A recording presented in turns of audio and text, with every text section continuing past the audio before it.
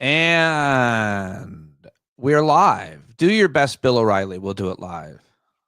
Fuck it. We'll do it live. That's not bad, right? Something like that. No. That was the craziest. I love that. That was one of my favorite clips of all time. I may have watched it more than anything I've ever watched. Well, and then the transition back into the on camera, like, well, that's going to do it for, It's really so good. What a week. I'm happy to have you joining me to wrap up the week. We're live on YouTube and I think maybe Twitter, maybe not. I got to figure it out, but glad that you're here. I always love talking to you about all the things that we're living through. And you put it pretty succinctly a few days ago at Blue Sky. You wrote, I'll vote for any candidate who can make me believe we won't be power cycling through the stages of grief every day for the rest of our lives. It really is well said. Every day it's you're going through all kinds of anger and frustration and moments of joy, flittering moments. Go ahead. Yeah, no, I mean, literally every day. It starts with, no, this can't be happening, to what, maybe if I change my behavior somehow, it's not as bad as it seems, like the bargaining, and then the denial, and then the anger, and then finally you're just like, all right, well, I just sort of blindly will trust that this will get better someday. And then I go to sleep, and then the whole cycle begins anew. It's, and when I say that I'll vote for any candidate who makes me believe that we won't be doing that, I mean, any candidate who truly makes me believe it, not just says it. You know what I mean? Like, I've had about enough like soul of the nation blather, like prove it. I mean, obviously everybody's talking about what Chris Van Hollen did, which is I'm really happy that he went down to El Salvador, and I'm really happy that he was able to meet with Mr. Garcia and all those things. But that should be like standard. That should be. I mean, I'm sure you've read some of the scuttlebutt from unnamed Democratic sources who are calling this a distraction. And we should be. Those who follow poll-tested issues think that this is a distraction and that they should be focused on the economy. And it's just a weird analysis to be making 18 months away from an election. And furthermore, if you stand for nothing, then you stand for nothing. And so, there should have been a whole bunch of senators that went with Van Hollen. But either way, we give him credit for going, right? He's getting a lot of 100%. Yeah.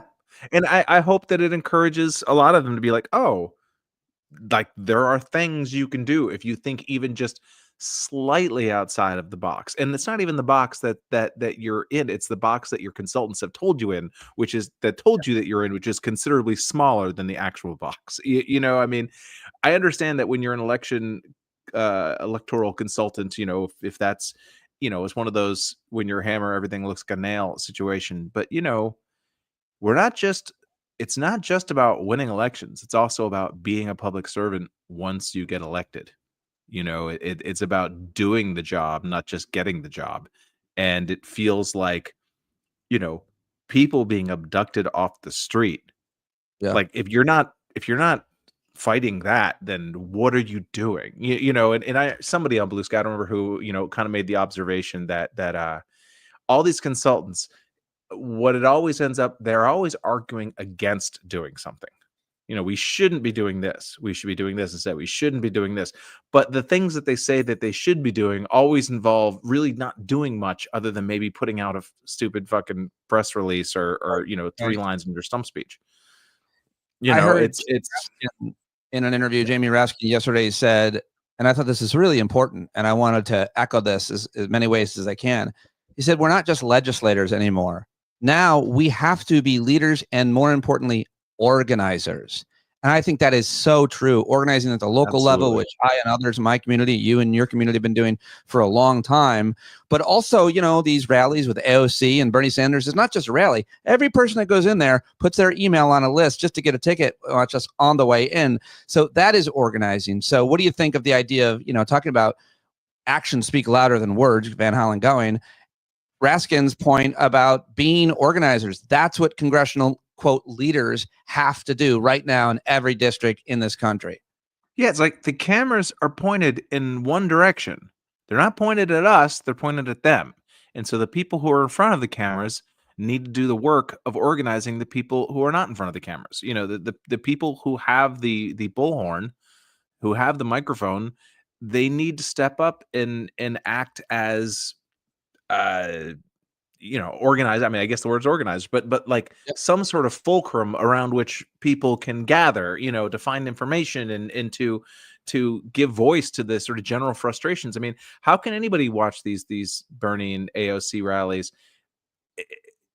and not see that there's just a hunger for people to want to do something, but they don't know what to do. They don't know Yeah. where to Yep. go. And I Yep. think I'm the same way. It's so give me somewhere to go. Give me something to do. Give me some practical advice. The first time, as I've said a couple times, I happen to live in AOC's district, and we 8 years ago, whenever it was, when the family separation stuff was going on, maybe 6, 7 years, whenever that was, when AOC was running for the House, she hadn't won yet. She had a rally in Jackson Heights, I think, and my wife and I, rode our bikes out there, and we went to it. And I had never, I'd seen her on TV and stuff, but I'd never seen her speak. And the thing that made the most impact on me is not just that she's got her moral ducks in a row and all those things, which are true, is that she, like, without being asked, gave the audience like a practical, like, assignment. Like, here's something you can do. Right. Basically she's like, go around to your immigrant neighbors and make sure they have your phone number and let them know Yep. your name. Like, it's easy Yep. to New York, and now granted, I did very little of that. I had one awkward conversation with my super in which I felt like I was maybe accusing him of being undocumented when he probably wasn't. I was like, "Hey man, if if you need anything, I'm here for you." And he's just like, "Yeah, okay, thanks." But the um point was that she's actually telling you, giving you yes. assignment, do Yes. something with your hands, do something with your feet, do something. And that's what Other than just give Raskin. me money. Yeah. Yeah. So what did you make of the photo that came out late last night with Chris Van Hollen and Abrego Garcia? First of all, some people at our hangout joked around, and I think it was Kevin Richburg, and said, they made Abrego Garcia look so good. He's got brand new clothes on, new sneakers, and Van Hollen looks terrible. Yeah, He looked they terrible. clearly brought him straight from the airport. They wanted to make sure he looked sufficiently rumpled before his They gave him. meeting. I watched the press conference today where Van Hollen talked about what happened and the orchestration of all of it. And apparently the El Salvador government people brought over glasses with salted rims as well. Yeah. And Van Hollen took you all the way through it. It's a really fascinating thing. But what do you make of the Trump administration, or rather regime's reaction to all of this? They seem to be holding fast, misinterpret it, lying it. And then it sounds like the courts, the federal courts, circuit court, and Supreme Court have all had enough of this. Seems to be coming to a head. What are your thoughts here at the end of the week? Some shit's going to break real quick. Yeah, I mean, either the Trump administration is going to have to eat it on this and bring him back, or the Supreme Court is just going to have to accept, oh, I guess we're not really the Supreme Court anymore. I guess Right. we're literally nothing but a rubber stamp for this particular president, because when we tell him now, granted, I kind of feel like the Supreme Court brought this on themselves slightly. I mean, they brought that on themselves for a whole generation of being scumbags, or or at least selected members. But they put in that 9-0 decision that he had to facilitate the return of Mr. Garcia. I always want to say his name incorrectly, so that's why I keep saying Garcia. It's Abrego Garcia. Abrego Garcia, who Yeah, is Omar Abrego Garcia. I'm just going to keep saying Mr. Garcia. Anyway, they, and the Trump's very predictable response to that was, oh, well, they didn't say we had to effectuate the return of this gentleman. We have to facilitate it. So basically, I guess what they're saying is, if El Salvador wants to send him back, we'll send him a cab to pick him up at the airport, I guess is really what their response is, and you can just so tell that it's just got Stephen Miller written all over it. Just the bombast, some of the disgusting stuff that the White House social media accounts are putting out. They've made this like they can't be shown to go back on anything, or else I feel like they're worried that the whole Never give facade will up, never crumble. apologize. Yeah, very Yeah, Roy Mooney. and this douche in El Salvador, man, talk about a I didn't who's this new character that's been introduced to our hellscape? This bobblehead from from El Looks like a nightclub manager.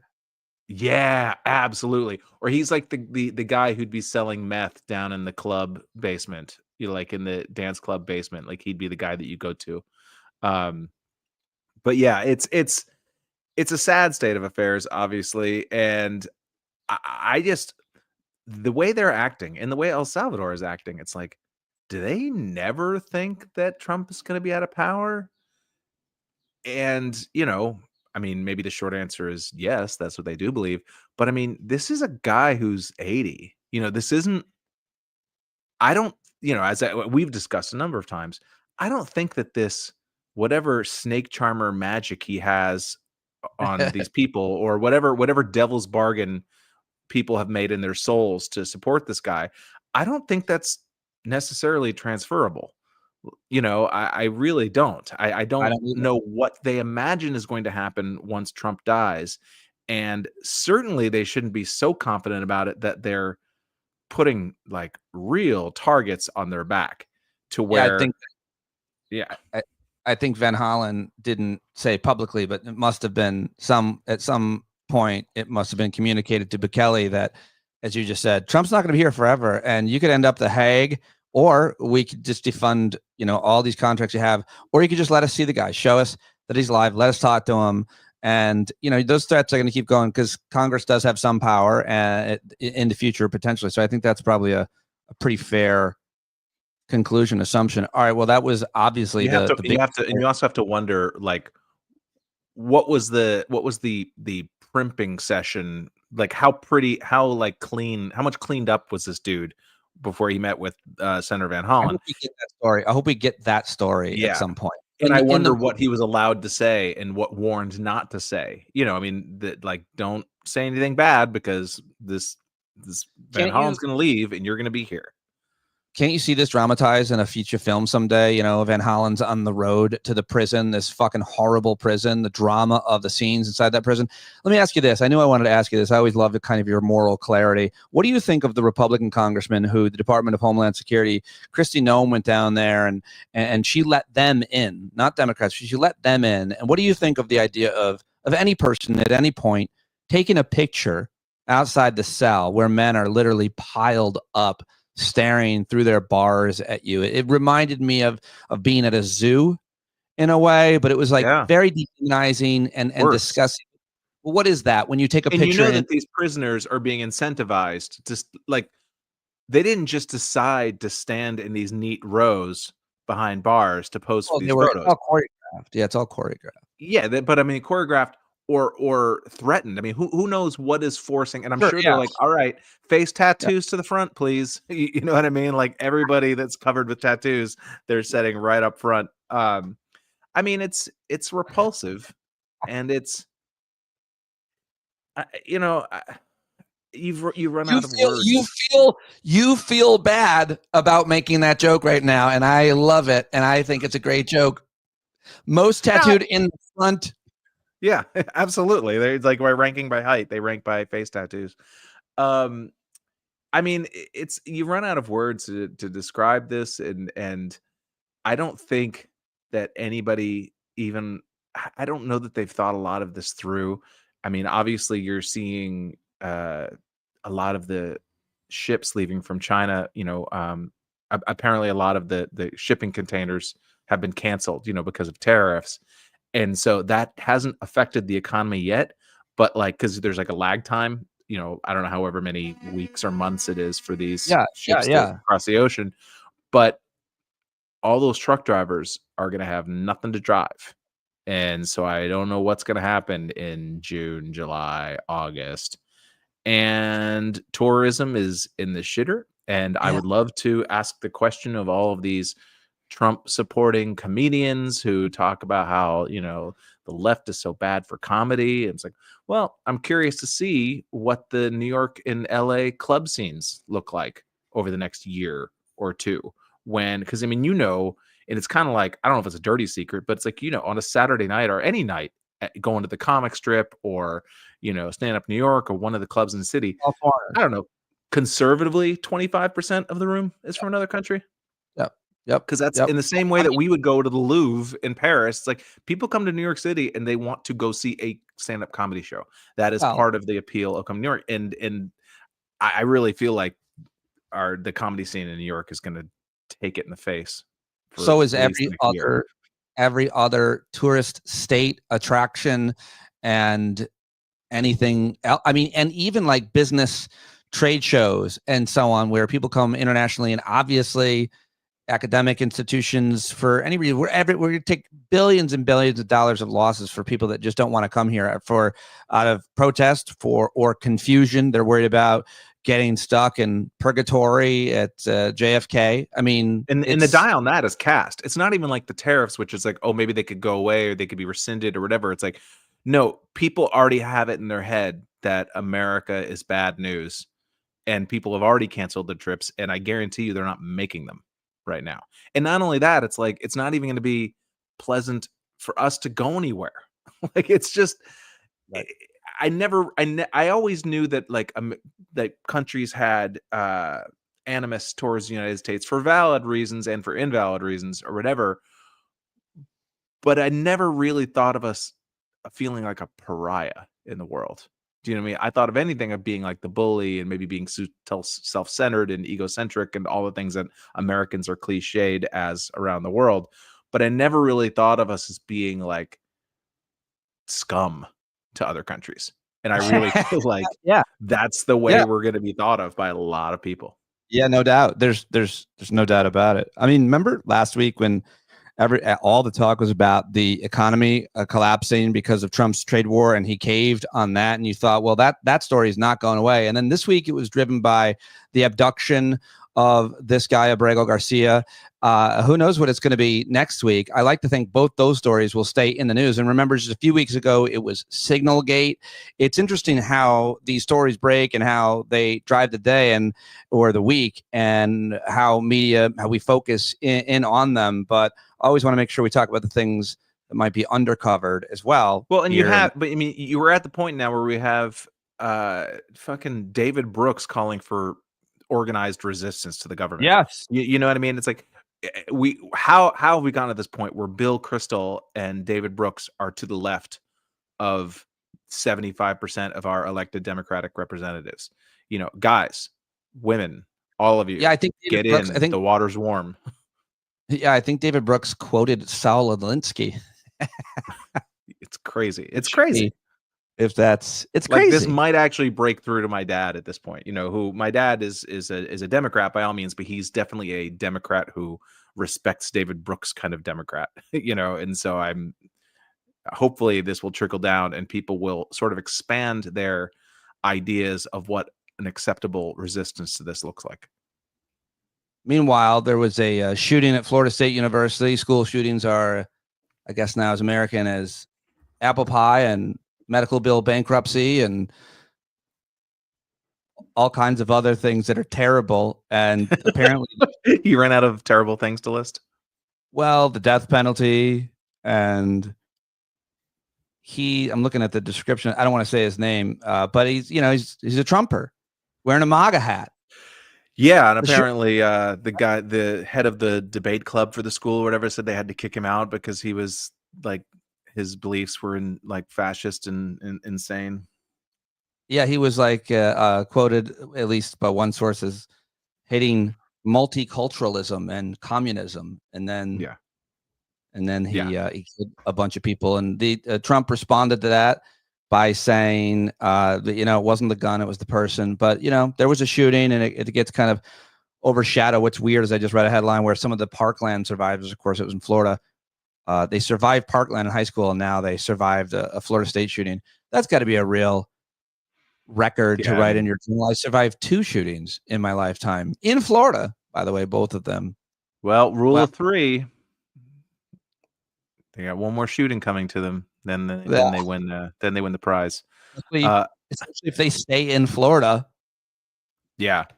You know, as we were talking, my wife passed me a note, as she is wont to do. Uh, Oh, let's because, go. she wanted to make sure that I spoke up. No, I mean, this is honestly true. You know, I'm sure you know about the SAVE Act. You know, Oh, yeah, sure, please, yeah. yeah, well, no, just I like was her reading it 'cause mom I is don't. currently getting fucked by that because, you know, her mom is grew up in deaf community and also grew up in like poverty in Oklahoma, and her the name on her birth certificate, and strap in for this because you will never hear a more depression era Oklahoma name than Orva Jean was is her birth name. But from the age of 11, she was called Christy, you know, and that has been her name her whole life. And but early like birth certificates don't say that. And so now she's having to go through all this rigmarole to try to make these names match up, and so that she's able to vote in the future. And she has the ability to, you know, she has the money and the time, and you know, quite frankly, I think my wife has been trying to stress with her the quote unquote white privilege that she can go into these social security offices or whatever, and they're going to take her seriously and help her out because she's a nice white lady who, you know, is the right kind of person for them to help or whatever. But I mean, all of this stuff, this voter fraud crap or whatever, it trickles down to be an annoyance for all of us. We're all going to be inconvenienced by this. I don't care if you're the biggest Trumper in the world. Your life will be more complicated because of Donald Trump. And What it's the SAVE Act could mean for millions of voters is something worth diving into if you haven't already. There's a lot of conflicting ideas out there and propaganda about it, but really important. I'm glad that I have the same problems because like my, you know, my first name is Fletcher, but I've always gone by my middle name, which is Christian. And most of my documents that I signed growing up say F Christian Finnegan because that's just how I signed things. And back before 9/11, none of this shit really mattered. Like people kind of just like nobody knew you had to be utterly consistent about this from the day you were born. So it's like I'm kind of waiting for it to be a problem for me as well. I had no idea that was your first name. I'm kind of shocked right now, but Really? I have, You've but never known my name is Fletcher? I don't think I have, but I also know that I've said F Christian Finnegan on my own hundreds of times. I see what you did there. Well done. Me and F. Murray Abraham, the two of us. Oh, wow. Yeah. That's hilarious and troubling for you and others who have any kind. Yeah, everybody who has had any. I heard the story anecdotally from another person too. Anybody who's goes by one name and it's not on their birth certificate, it gets very confusing, especially if you're first generation Yeah. American or not. So Or it's again, really. like anybody over the age of like 45, like record keeping was just not that diligent back then.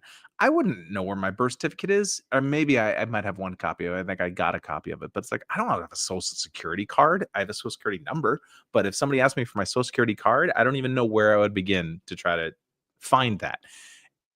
But again, because of voter fraud, quote unquote, all of us have to deal with this nonsense.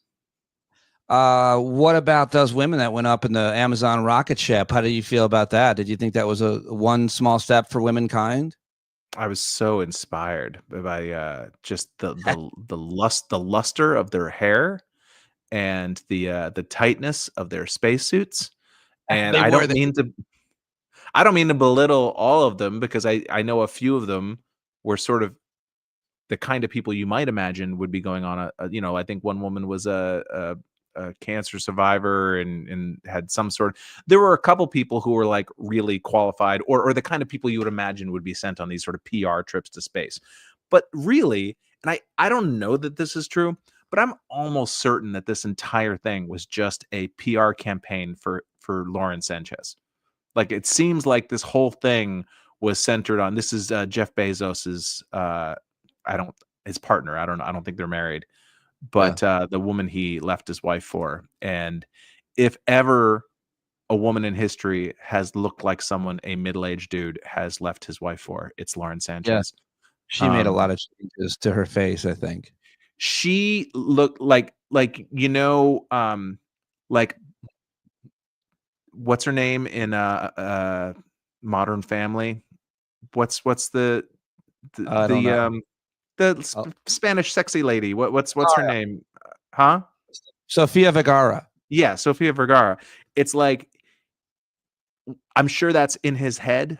who he was going, like, I'm being cruel about a woman's looks, but I have a real dislike for this person. Well, Bezos as well, but just that picture of him in that cheesy shirt that you always see of them at a party.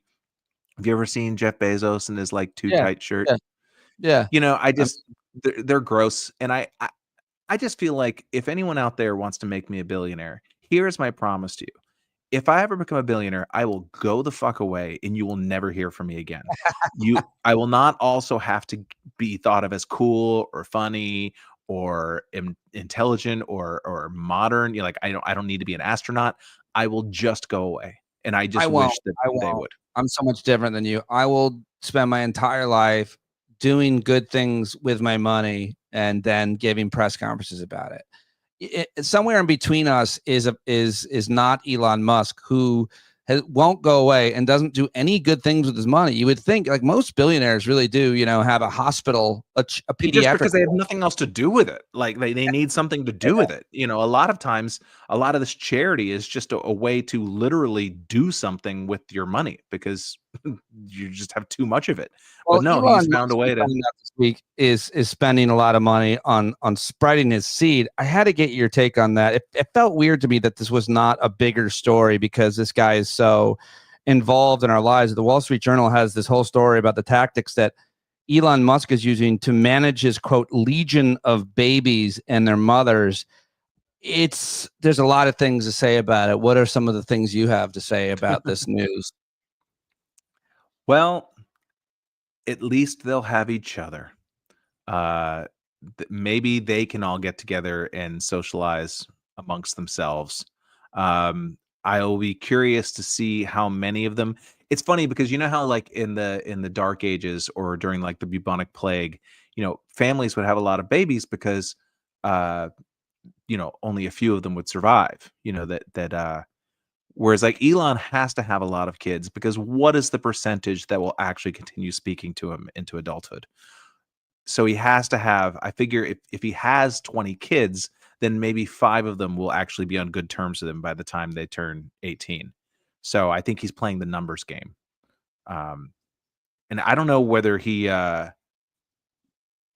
I think the most terrifying thing about it, and I'm sorry I'm being a little imprecise because I don't necessarily want to say what I'm about to say, but the most terrifying thing about it is that I think it's pretty clear that he's not having sex, generally speaking, with these women. These are uh you know, Sperm donor? sperm, yeah, or I didn't know that. in I didn't know that. vitro. I didn't read the I article. I well, thought it was. that Ashley St. Clair, I guess, claimed that they had sex, but apparently the vast majority of these women who have had his babies, they've not had sexual intercourse. It's all been in vitro. But that makes you know that like he's like does he have like a room? Like, does he have his own sperm bank within his compound? And what do you think he's watching? Like, what do you think his porn is? What do you Oh, think? wow. Probably like anime or robots or some kind of futuristic. I don't know. Yeah, tentacle porn, like some I sort of wish I hadn't anime. asked this question now. I didn't Well, want that's to why I end up. said I didn't know if I wanted to say what I was gonna say, but now I put it all in your head too. Yeah, Um, I don't like it. maybe I think it's just like, that meme that like right wing people post of like that woman after Hillary lost, that with like the blue hair, like crying, like standing in the crowd, and like they always put like liberal tears. I Yeah. think it's just he has that just on a giant screen, and he just twists one off to that. Yeah, that So, some kind of woke mind virus porn. yeah, or yeah, either that or just like an AI generation Well, of what the he looks like. Something AI. There's probably the AI truth involved. the truth is because he's so anti-trans, it's probably trans porn that he loves. That's why he Oh hates yeah. And himself. I bet when he quote unquote finishes, he says, "I just grokked."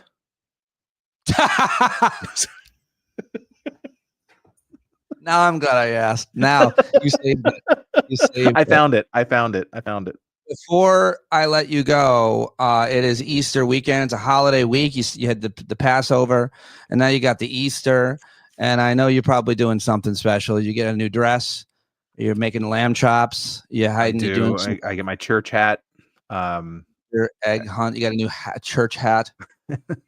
when I was a kid, I remember I remember when my mother told me that Santa Claus didn't exist. I can Yeah. remember specifically finding out that Santa Claus didn't Yeah. exist. I remember And that. then there was about a year, I think, that went by where I knew Santa Claus didn't exist, but I still believed in the Easter Bunny, which is a very weird combination That's weird. of I that. immediately asked my mom when she told me about Santa. I asked her about all the rest. I went right down the line, even to Mark, my Jesus, imaginary friend. Who? even to Jesus. I went Easter Bunny, Tooth Fairy. I was Santa, Easter Bunny, Tooth Fairy. But what about Jesus? Did he rise again? No, they moved No. his body. Yeah, probably. And people always never mention in the Bible, it very clearly says that the guy, the tomb where Jesus was buried, the tomb was owned by like a friend of Jesus's. So it's entirely Oh, possible that, yeah, or that there was some sort of, yes. I don't know the exact quote, but mm. it's a lot of Occam's razors between Did you? between the story we've been told and what actually probably happened. Oh, we're in trouble. One of our live viewers. This is why you don't go live. Was in the room with the kids when you just destroyed their work. Oh, I'm sorry about grokking. No, it was talking about the Santa background. Oh, I'm so sorry. I'm so Remember when sorry. those kids found out the truth? It was comedian Christian Finnegan. So I you're hear not it. doing anything for Easter? You don't do anything? You don't care? No, no. I mean, I haven't been a religious person forever. And Easter of there's no good secular version of Easter the way there is like a secular version. Like Christmas, you can still celebrate fully. There's like stuff to do. Whereas, like, Yeah. what is there to do on Easter if you're not religious? I mean, other than just eat candy and go to brunch, I guess. Right. Which is something Right. I'd No, probably do on a typical Sunday anyway. right. So it makes no difference in your life. Well, nonetheless, happy Easter, everybody. I guess if that's a thing you Yeah. care about. If you are someone for whom that means a lot, I don't mean to poo-poo and diminish it. I hope that it is a meaningful and special day for you to spend with your families and or loved ones. That's not what you told me off the air. No, it's complete bullshit. It's just checking a box. Christian Finnegan, everybody. Thank you very much for joining us. This was a lot of fun. Thanks for everybody who watched live too. Subscribe Thanks, to the Peter. channel. I'll catch you later. I'm ending it. I'm hitting end.